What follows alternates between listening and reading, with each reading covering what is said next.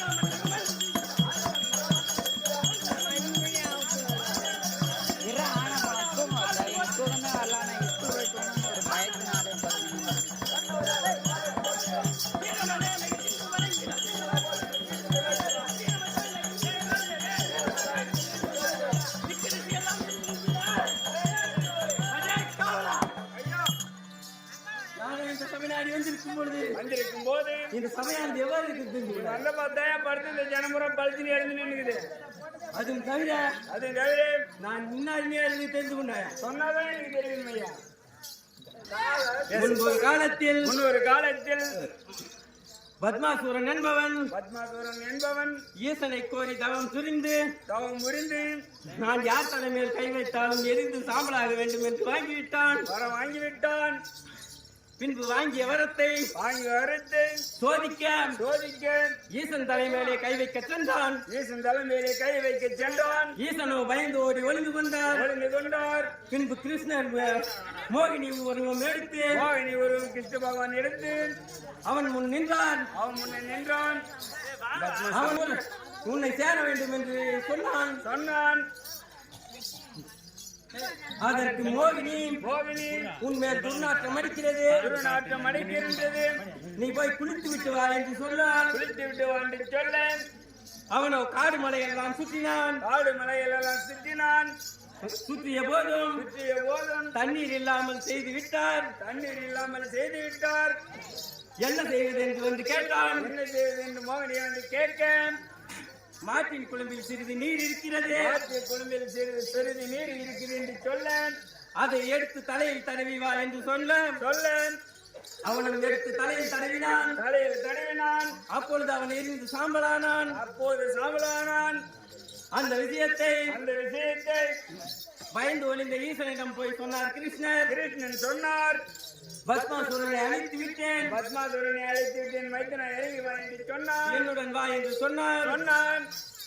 விவரத்தை கேட்ட ஈசன் அந்த மோகினி உருவத்தை நான் பார்க்க வேண்டும் என்று கூறினார். அந்த மோகினி உருவத்தை அவர் பார்த்தவுடன் அவர் வந்து பெண்ணின் மீது மோகம் கொண்டு நான் உன்னை சேர வேண்டும் என்று கேட்டார். அந்த சமயத்தில் இருவருக்கும் கர்ப்பசூதனாக உதித்த வேடுவன் என்றும் முனீஸ்வரன் என்றும் கருப்பசாமி என்றும் ஐயன் என்றும் ஐயப்பன் என்றும் ஐயனார் என்றும் எனக்கு இப்படி ஒரு பல நாணயங்கள் உண்டு மக்களா.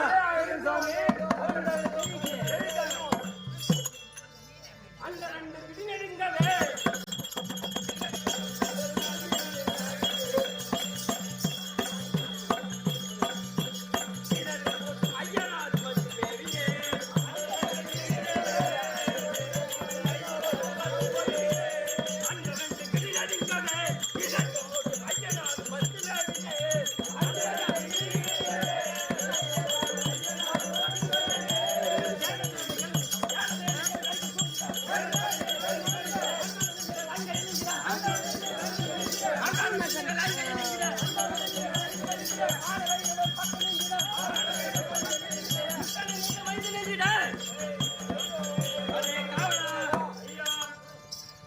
நான் வரும்பொழுது அந்த யானை சேனைகள் எல்லாம் அருகில் நிக்கிறது அல்லவா? அருகில் நிக்கிறதையா? அந்த பானை வைரவர் பக்கம் நிற்கிறார் அல்லவா? பக்கம் நிற்கின்றார். அதுவும் தவிர பலரும் என் பாதத்தை பணிந்து போட்டுகிறார்கள் அல்லவா? பாதத்தை போட்டுகிறார். அதுவும் தவிர தெரிவிக்கிறேன். அந்த ரெண்டு விடுதலை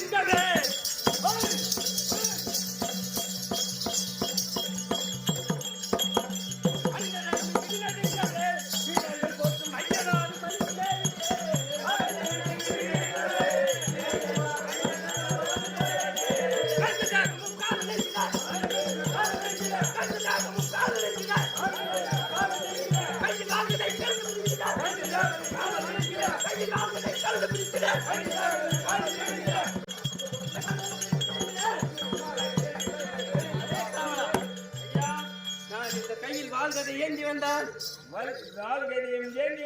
என் கருத்த தேகத்திற்கு எப்படி காலன் போல் இருக்கிறது அல்லவா? அருமை காலன் போல அருமை. உங்க கத்திய பார்த்தோன்னே பூரா ஜனமும் கம்முனு கேஸ் ஆயிடுச்சு.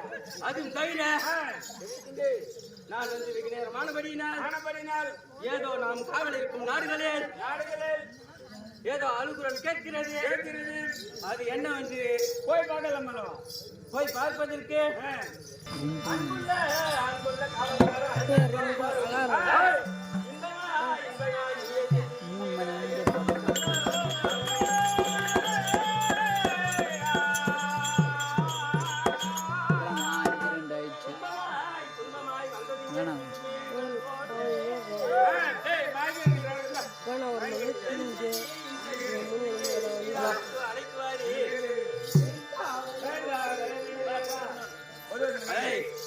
அல்லது காவல்காரரே சொல்லுங்க ஐயா, ஏதோ அனுகுரல் கேட்கிறது. அது என்னை வந்து தெரிந்து வர நான் என் மந்திரியாகிய வீரம் தீரம் படைத்த எலி வீரனை அழித்து வாரி. அப்படியா சுவாமி?